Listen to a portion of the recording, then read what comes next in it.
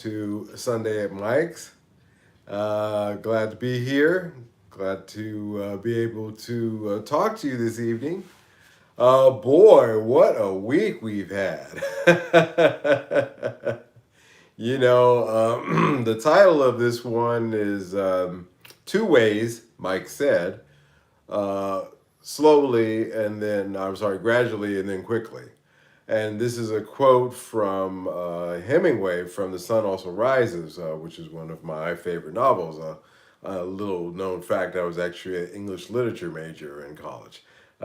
So I am using that quote this evening to really discuss a lot of topics that is an appropriate quote for, as you shall see coming up here in tonight's talk.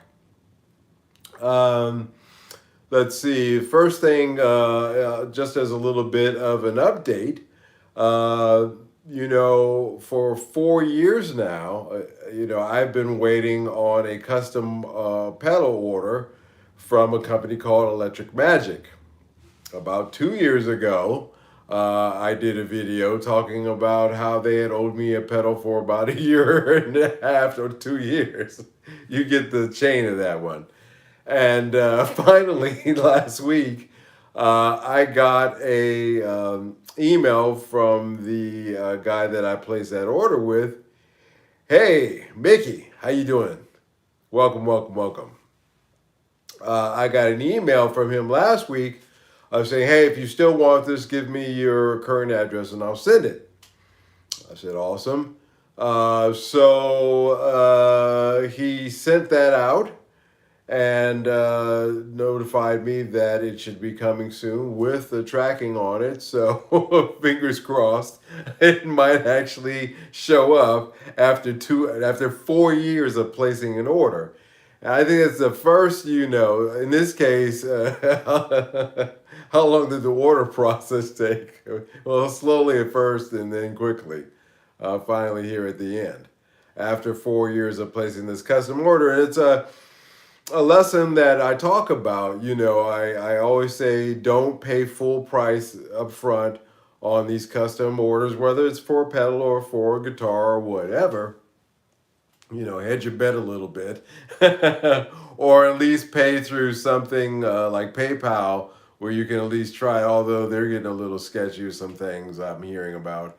But definitely you want to, try to hedge your bet on that one. I made that error and I bit the bullet on that one. I had no choice. But it ended up in the end working out for me, and it's because I kept in contact with Tommy. Tommy's the owner of that company, and every few months I would send at first, every 3 months, and then every 6 months, I would make sure that I sent him a mail saying, "Hey Tommy, you owe me this. Hey Tommy, you need to make this right. Hey Tommy, you need to get in touch with me." And I guess that just shows you. I did a video on him. I guess it just goes to show you a little persistence does pay off, but really, me paying using a credit card up front like that was a bad idea. That kind of bit me. So just be careful of that, or just be aware of the people that you're doing business with. After started going south on me, I started doing a little research and then found out that that's just his way. He'll stop and start, and that's just the way he is. Does business. Buyer beware. I guess is the message with that one. What else? You guys, I have to be honest, and say and just be honest about things. My black SG that I got, the Epiphone SG, as you know, I bought that as a B stock. Um, that thing began to develop some paint cracking down at the foot of the guitar, at the base of the bottom of the guitar, right along the edge where the top meets the curve there.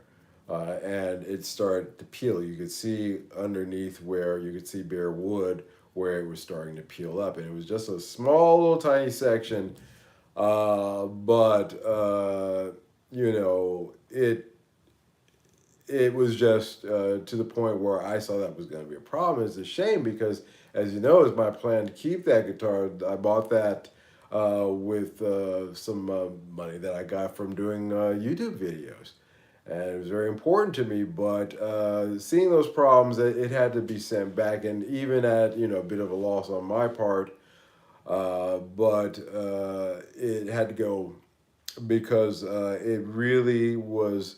We had that problem with the frets when I first bought it. Fern straightened that out. One of the tuning pegs was put on crooked, and then finally here down at the bottom, the paint started to peel up. So it really had some issues. So I took a little bit of a loss because I put a little bit of work into that. Not to mention swap pickups on that thing. And yeah, I had to take a little bit of a loss on that one, but it had to go back because it was too much. And down the line, I could see where that peeling problem was going to be something. I could have taken it to Fern and had him maybe try to do something with it. It's not really his thing. He doesn't really like dealing with paints and whatnot, and wisely so. As you know, the guy who Derringer, the guy who did Slash's Gibson copy back in the '90s, he died from overexposure of those fumes. He didn't wear a mask for some reason. So yeah, it's just something Fern doesn't deal with, and I don't blame him. He likes stains and varnishes and things like that. So yeah, that's a real shame. So you won't be seeing that one around. But it does free up a little bit of money for something, to replace it with. If you guys have any ideas out there about something in the same price range that was, that I might want to take a look at. It's getting tougher these days. And to be frank with you, even with that, I'm not really in a rush. I'd rather sideline the cash uh, and maybe hold out for something else for right now. It gets back to that I'm good. I brought out my Harley Benton that I heavily modified and used that to do the demo for this week's show regarding the vintage Echoplex that I got repaired, as well as the vintage G12M that I have in my Laney amp. And I used my modified Harley Benton on that one because I love those pickups. Those are custom wound pickups that I had made in Croatia, Alnico 3s, and I just said to myself, you know what, this sounds good. It's a different sound from the Epiphone 59. It's got a more aggressive sound than I was getting even with replacing the Pressburger 2s and 3s into that SG that I had to let go. It had a more aggressive sound. So a real SG sound should always be aggressive. It's not light. That's the one thing I'm going to miss about that Epiphone is that was the lightest SG that I have. That was the painful part. That's the thing that I'm truly going to miss because having a light SG that with a good strap will keep the neck dive to a minimum is a pure joy to play. And I thought I found one, but this guitar thing is a fickle monster. And unfortunately, that paint peeling, that wasn't going to work. I really do think that was made during peak COVID, probably at a time when the staff was short, or even worse. I don't know. It had a lot of issues. And if I kept throwing money at it, it'd just been ridiculous because of what it's worth. It's just not worth throwing the money into it. So I had to bite a little bit of a loss on that one, but that's how it goes. If you if you don't know that, you're watching the wrong channel. because I think one guy I saw he took all of his guitars over the course of time and looking at the the basic blue book value of it. And he found that he had taken a loss on about 90% of the guitars that he bought, even Gibsons, that they tell you are going to go up in value. Uh, what was up with the Echo Plus Easy Fix? Yeah, Mickey. Yeah, so a little bit of a funny thing to me. Inside the Echoplex, you have a reset button for the uh, what is that? How can I put that? Basically, it's just a reset button. So if you get a bad charge that goes through there, you can just like on a fuse box. So it's just a reset for the fuse. Old school, man. You gotta remember this thing is 1975, but they put in those fail-safe redundancies like that. That's how, actually how cool the engineering is on this thing. So the minute I plugged it into the wrong plug, it kicked in that fail-safe, disconnected that fuse. The minute that I got into the shop, he opened it up, he hit that reset button, and it was purring like a kitten. As a matter of fact, super easy fix. Proper engineering. That is correct, Mickey. That's 1975 engineering that is holding up to this day. Very well, very well. Astounding. And so he cleaned the heads on it. Great guy. Man, this guy is a Philip. The guy that I took it to was referred to me by Fern. And this guy is in a band. He's about 62, 63, I'd imagine. And he used to work for Philips as an engineer. During the daytime and in the evening, he had, rocking, this is when he was, 25, 26, 27 years old. During the daytime, Philips. Sound familiar? Another guy like that in rock and roll, Tom Schultz, was doing the same thing in the States in Boston. And in any case, this guy really impressed me with his knowledge. He was impressed with the fact that I also have a blues breaker. He says I've had a few of them, and I bought this last one. I'll never let it go. I said, yeah, I got one. I know what you mean. He's probably thinking to himself, yeah, okay, this guy is serious. But just a real nice guy and really knowledgeable. So I'm going to take my Laney into him next. By the way, you're not going to believe this guy's a full disclosure, 25 US dollars he charged me to clean the heads, service it, take all the moving parts, put them back in, tighten them up, make sure everything was functioning. The tape was spooling correctly, and set up tune the echo on it. Yeah, for 25 bucks. I mean, that's just, and such a knowledgeable guy. So I want to give this guy as much business as I can. I'm going to take my Laney to him next. And I'm basically going to say, hey, look, I've done these mods to this. I've got these vintage tubes in it. I got this vintage speaker in it. Go through it, tighten it up, replace some of there's still a lot of original wiring in there. If it ain't broke, don't fix it. But there are some things you can do to improve it a little bit. I think if we improve the caps on there, that might do something for it. We'll see.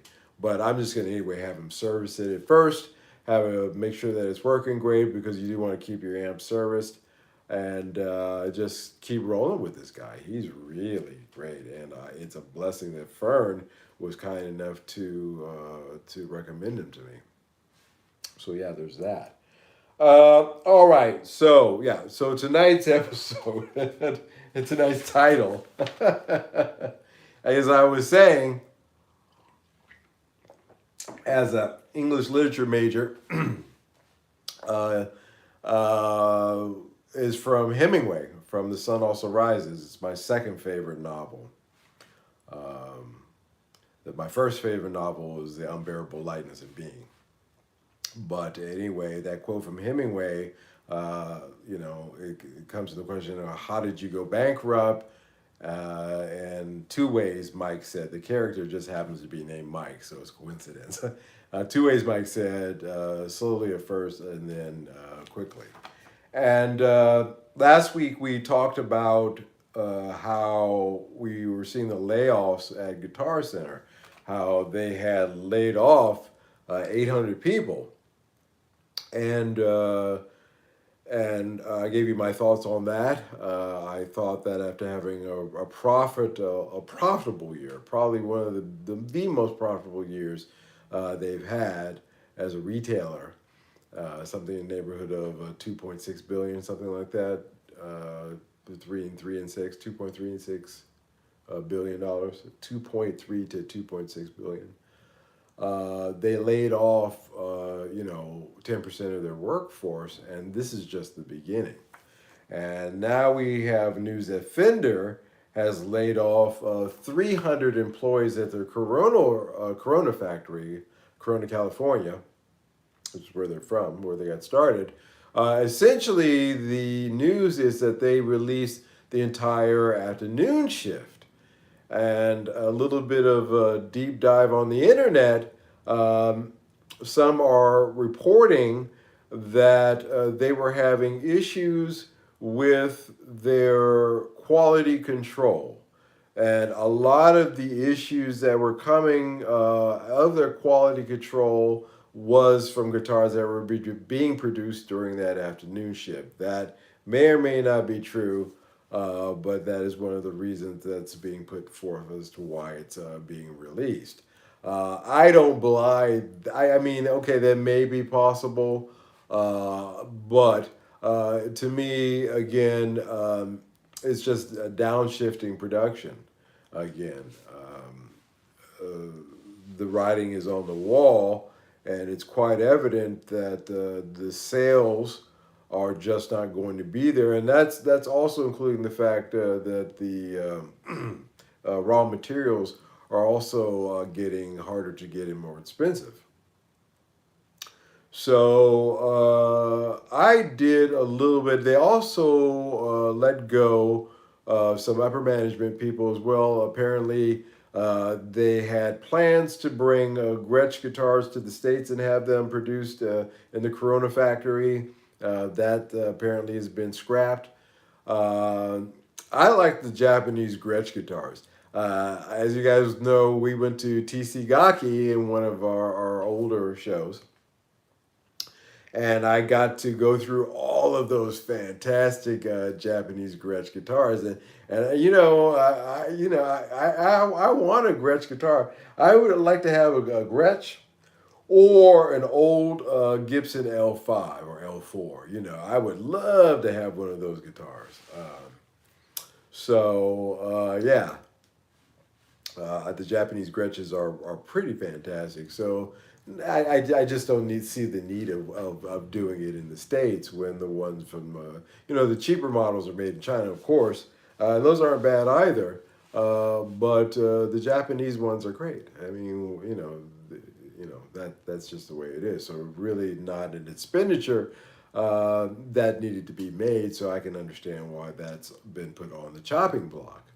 But again, we're seeing here this similar theme starting from the layoffs at the Guitar Center we talked about last week to the Fender layoffs this week, tonight, talking about we're starting to see that decline in retail sales. Now, there are some people that are saying, and I had a conversation with a friend of mine on the subject, and briefly, and he said, well, I wonder what kind of sales they're having on Reverb, or how many are up for sales of Fenders and what they are.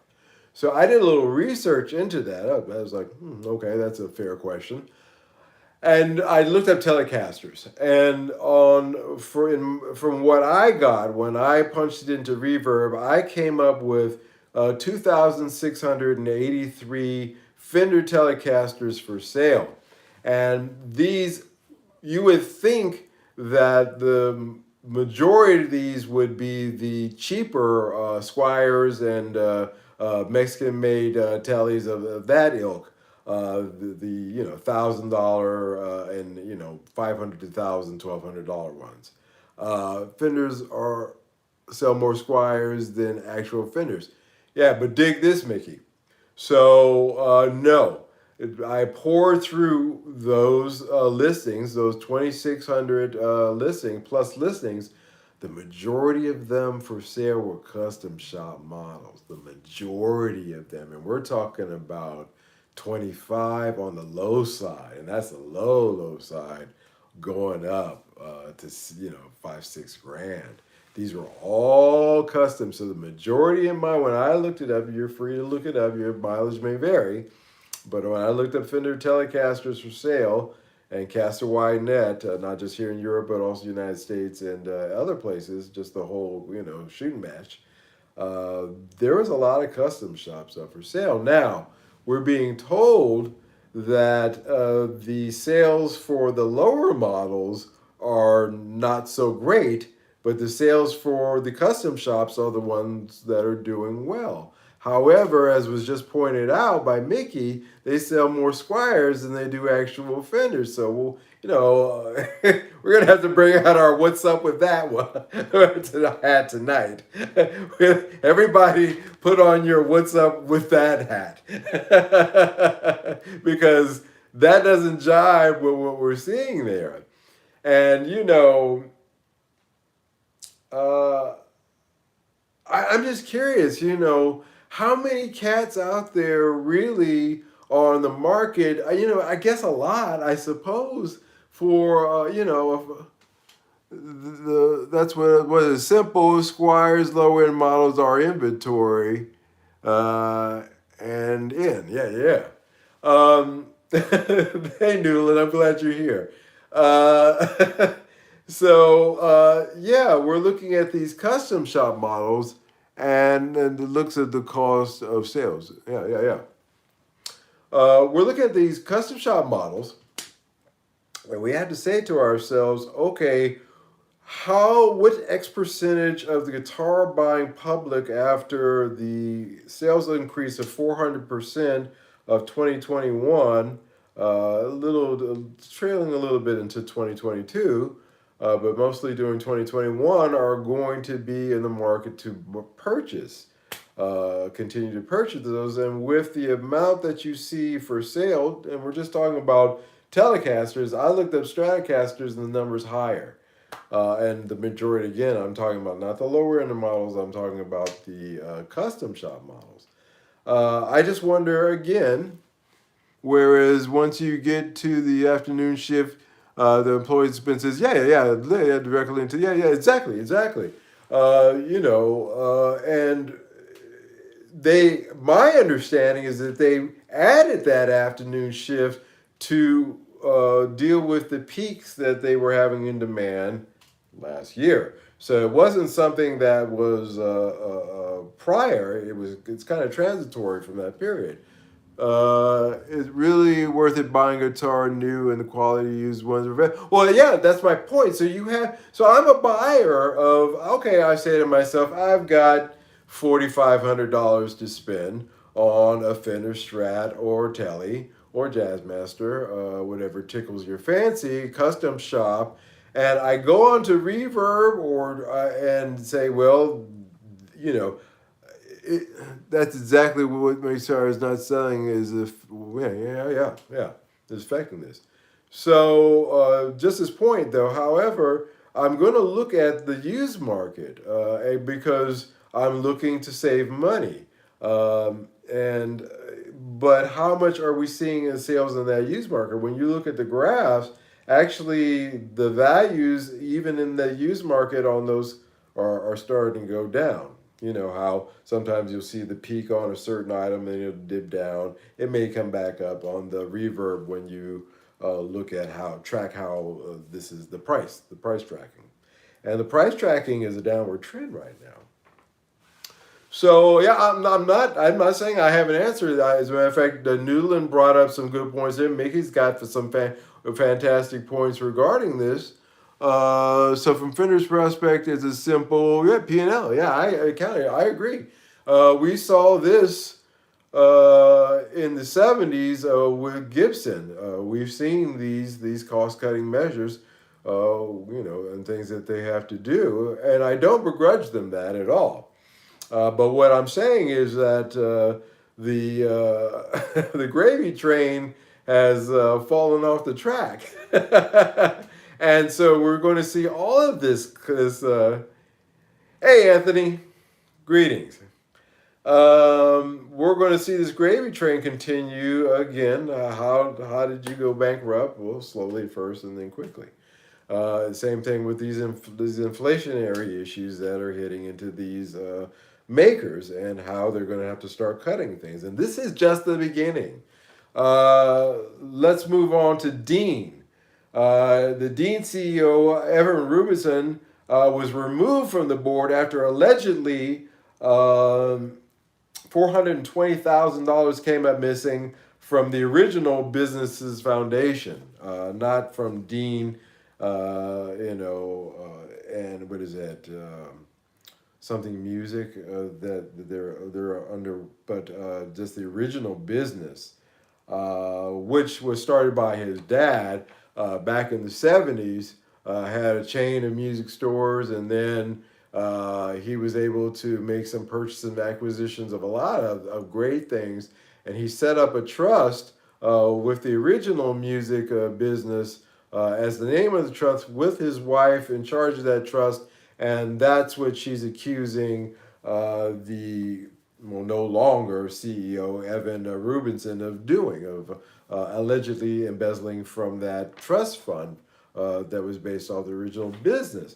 In the time that this guy has been the CEO, they lost as artists Dave Mustaine, Vinnie Moore, Tracy Guns, from an LA guy, Tracy Guns, love him. Lawsuit has a lawsuit with the Dimebag estate. They lost the Gibson lawsuit. Dean, probably not, but Fender positioned itself to be in a bad place because they tried to do more in the U.S. Gibson. Yeah, I agree with that, Noodlin. Again, the Fender CEO, if you could recall, we did a little news clip with him where he was talking about those sales. He seemed to be a reasonable guy. And again, this gets back to I don't understand why these retailers don't see these shifts come. We've seen this before. We saw this in 2008. This is not new. I don't understand why they don't say to themselves, well, we're doing this gearing right now, but there is going to be an obverse to this. It's going to fall off. It always happens that way. And they just I don't know what it is. I see it. You guys see it. You're sitting here telling me about it. We all see it. These guys, I don't. It's got to be something else, because we can clearly see that this is coming and where it's going. As I said, it's just going to get worse. With Dean right now being on the ropes as it is, with no artists that are willing under the current management, who's now ex-management, that's an issue with him. And remember, the people who work at Dean's, the cats who make the guitars, that's one group of set of people. This guy, Evan, his fiduciary responsibility was to make sure that he created an environment where these guys were rewarded for their hard work by the business that he was taking care of. And he didn't do his fiduciary duty in that regard because now he's been removed from that position. So any plans or anything that he had in mind, until he clears this allegations up with his mother, good luck with that. I'm laughing, but I'm not laughing. These people have really been, put in a bad situation. It is not their fault. The people who make Dean guitars, again, the guys on the line, the guys doing the Luther work, the die work, the strip work, the fret work, the electronics, going through up and down, the stenciling, the painting. All those people work hard. And this guy's responsibility was to make sure that he kept this business that his dad put together going. And he completely failed, in my opinion, because this list, Dave Mustaine, again, Vinnie Moore, Tracy Guns, come on, they're all gone. And so that's letting these people down. So this move with him going away, if they can weather through, and that's also a timing issue too, because right now these aren't great sales times. He took the money and ran. Well, I don't know. I have to say allegedly on this, but whether the allegations are true or not, to be in that position where you have your own mother, pulling you off the board, they used to take you behind the building and give you a spanking. Now they take you to court and remove you from the board. But to have your mom, remove you from the board because of questionable fiduciary responsibilities, it's not a good image, And you got some people saying he's a great guy. You got some people saying he is not. So that's neither here nor there. He was still responsible for keeping his nose clean so that the day-to-day workers didn't have to wonder whether or not they were going to have a job going into an economic recession. When we hope that it just stays the R word and doesn't turn to the D word. But it's possible. So, this week, man, buddy, the bad news in the broader guitar markets is starting to snowball.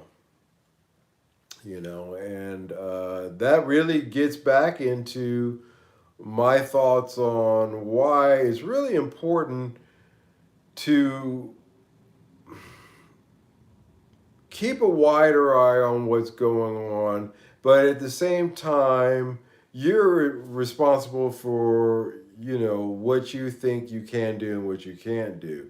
And I'm not in the business on this channel of selling things. I'm not. I'm going to say, hey, I got this. I think it's pretty cool. Let me show it off to you. If you think it's cool too and you want to check it out, go ahead. If not, keep on stepping, no problems, no issues, no worries on my part. I'm not here to try to sell you anything. So when I say, you really have to look at this situation and say to yourself, okay, if I'm going to make some moves, this is the time I'm going to make my moves. If I'm not going to if I'm good and I'm going to stay where I'm at, I'm going to stay where I'm at.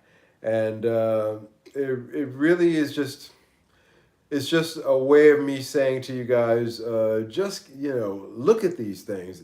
Look at them in a whole, holistically. Look at, this is going on over here. This is going on. These little pieces that are started as supply chain issues over here. We know that China is doing lockdowns in Guangzhou. I've talked about that. So what's going on with the output from the Epiphone factory? Why is it that my Epiphone dealer that I buy my Epiphones from here in Utrecht, why is it that he only got 2 of those new Epiphone, those mini guitars? He got 1 in each color and that's it. And he says once those are gone, he doesn't know when he's going to get more. Why is that? That's a paltry rollout. So I look at all these things and I say to myself, well, we're about to have a rollover like we saw in 2008 in the market.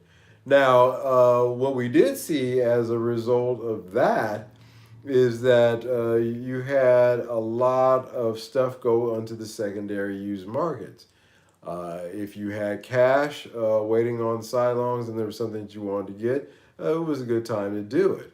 You never want to be in a situation where you have to sell unless there's problems like there was with that SG where it doesn't make sense because what was next? I mean the next seems solid, but that paint peeling at the bottom, that was it for me. That was it. So you just constantly just do an assessment. That's all I'm saying. Just look around and look at your cables. Look at the stuff that you need. Are you good again? Like I said, with your tubes, if you have tube amps. What else? Come on, guys. Other stuff. Your cables. Make sure all your cables are functioning.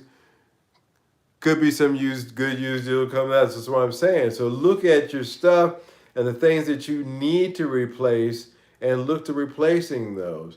If you can afford to do so, double up. Like I said, I got more vacuum tubes than I have. I have one tube.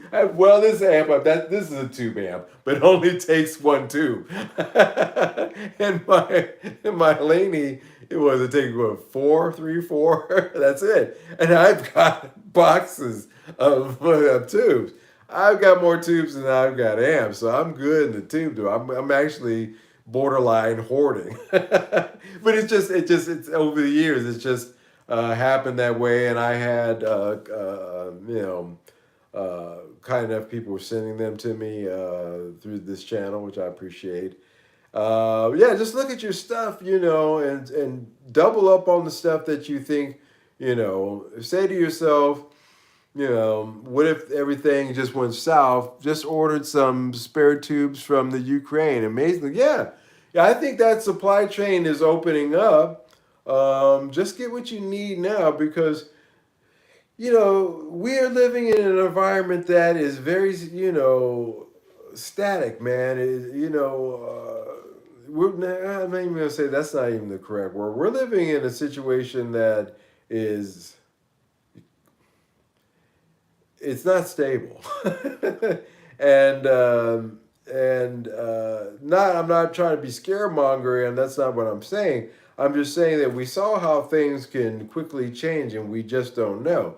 So when we have these windows of opportunity where we can start making moves, make your moves. That's really what I'm trying to say, and we're in a window right now. Now this window may continue. That would be awesome. Or it may just go down the tubes. That snowball. That's not stable to say the least. Yeah, Ben. There's that Chinese curse that says, "May you live in interesting times." Now you understand why it's a Chinese curse. Because interesting times is not good. I don't know.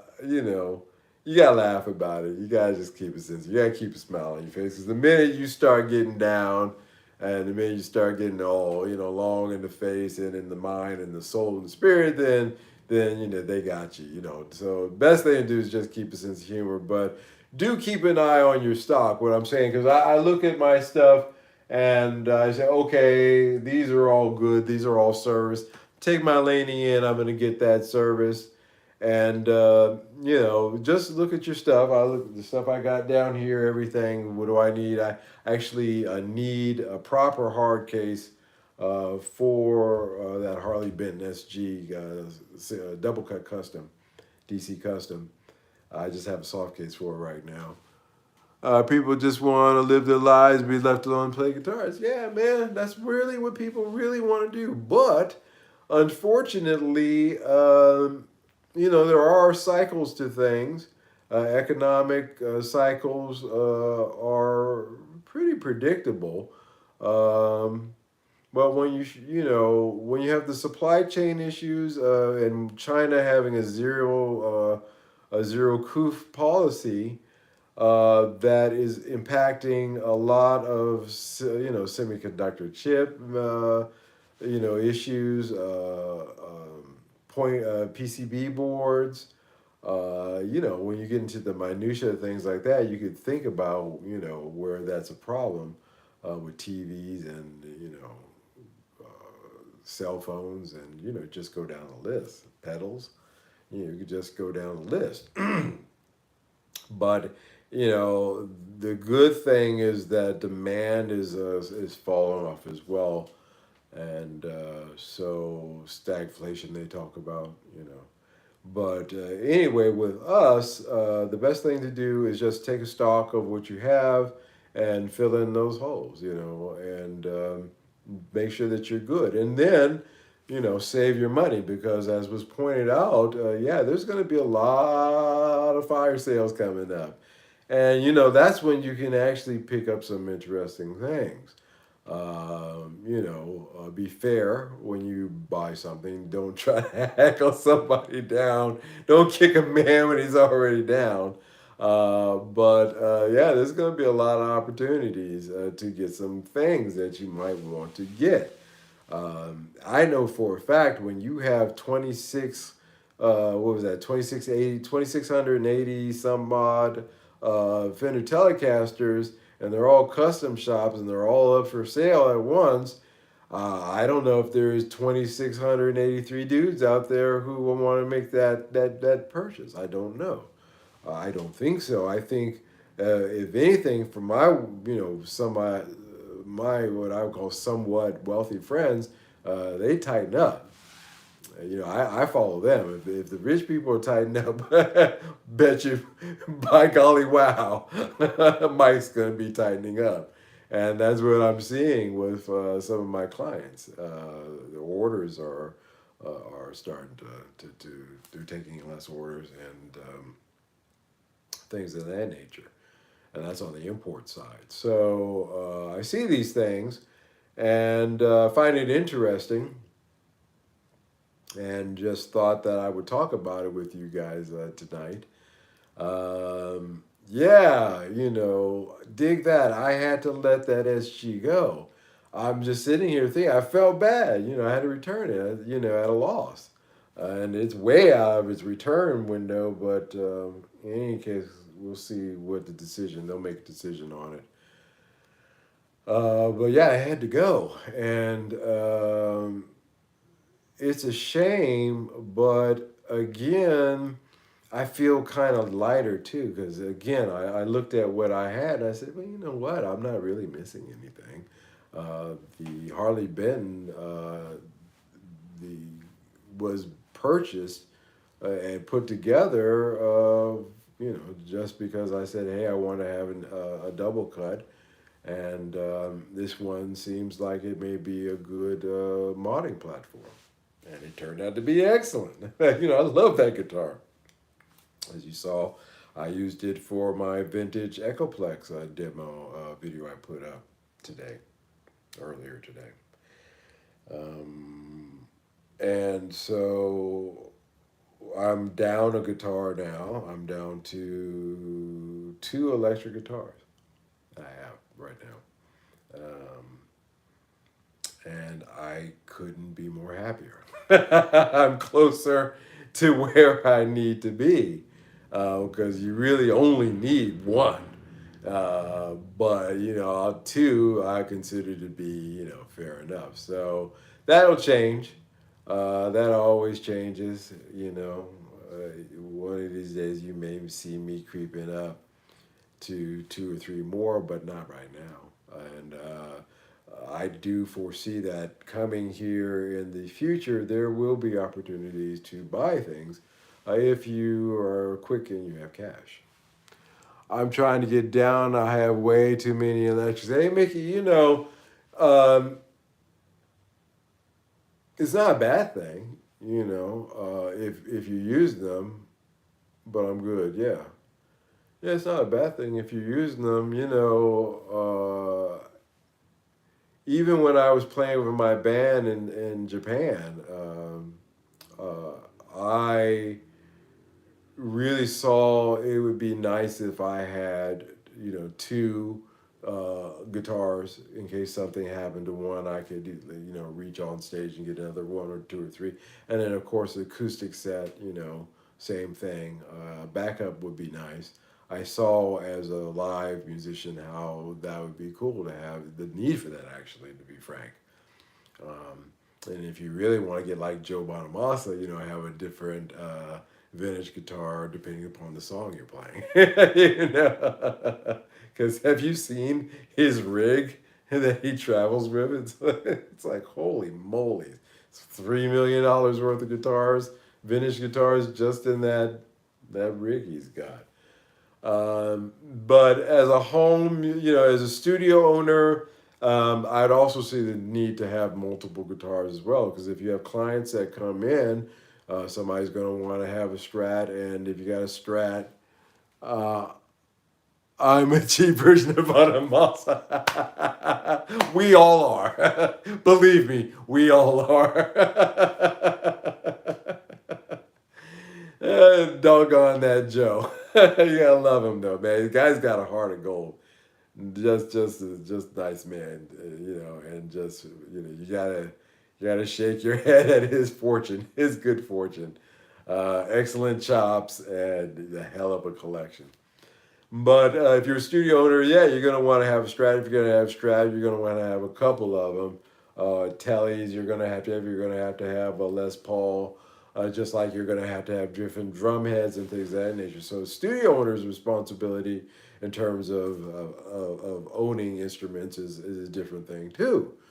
When you're at a home player, that's when it's up to you. That's when it's your discretion. And even with me, with the small studio that I run for the commercial production work that I do, and really. And the spec work that Jock sometimes, though it's been a while, but I'm sure that'll be coming up. Sends me, I just need two guitars, the SG1 to give me a certain sound if I want a heavier sound, and that Epiphone Les Paul 59 is such a winner. That guitar really resonates when you play it, and I've really got it dialed in with the right pickups that work with that guitar, the right harness that works with that thing, and that it's just a gorgeous sound, and so I'm good as far as that is concerned. I got that covered. So it's up to your discretion, or you could just say, "Hey, I want to." At some point, I can't say anything, guys, because, like I said, if you look back at some of my videos when I was packing up to move here from Singapore, I had 10 cases, 12 cases, and half of them were Gibsons. And so I've scaled down from that and got down to the nitty gritty of what's really important, um, and what works for me. So again, it's a part of discretion, up to you. I pass no judgments. What I won't do is, I love Harley Benton's, guys, but I won't be purchasing. I know for a fact I won't be purchasing any more Harley Benton's, because that little niche that I needed a good bass guitar that was affordable for me, that if something happened to it I could easily replace, and that Harley Benton bass, here, this bad boy, more than it seats at. I haven't changed a thing to it. It's the way I took it out of the box. Other than the set, I gave it a quick setup. This thing is as good as that '90s P bass, jazz bass that I had by Fender. I can't tell the difference. And if you listen to the record, where I use that Fender bass, and then another song where I use this one, you really wouldn't know the difference. But I won't be buying any more Harley Benton's, because they are there to fill a hole at a reasonable price, but you could really overdo it on those because of the price of them. $250 for a Les Paul, style guitar. You find yourself with 5, 6 of those, and you don't want to do that. A couple of them, to fill those holes is okay.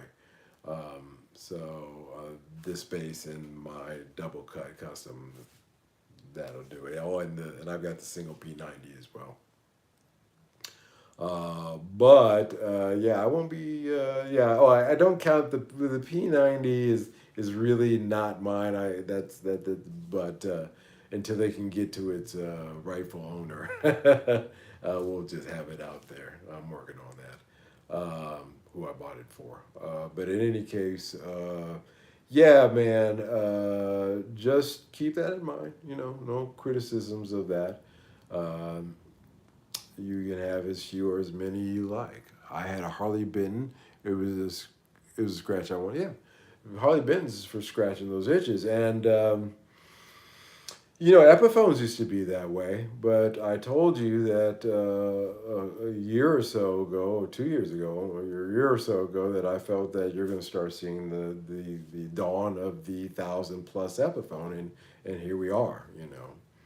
That Matt Hefty one was not cheap, and the Epiphone 59 kit that I have, that has not lost. It's actually gone up with the inflation and everything else. They haven't lost the value. Is the point of that? And you're still talking about $800 to $1,000 guitars from Epiphone. Boy, these are the days. But the Harley Bentons, they really do take the place of where they were at before. And they're fine guitars. Like I said, that double cut, that DC Custom is made in Indonesia, and it is the tightest, finest, firmest. I mean, it's an excellent build on that guitar.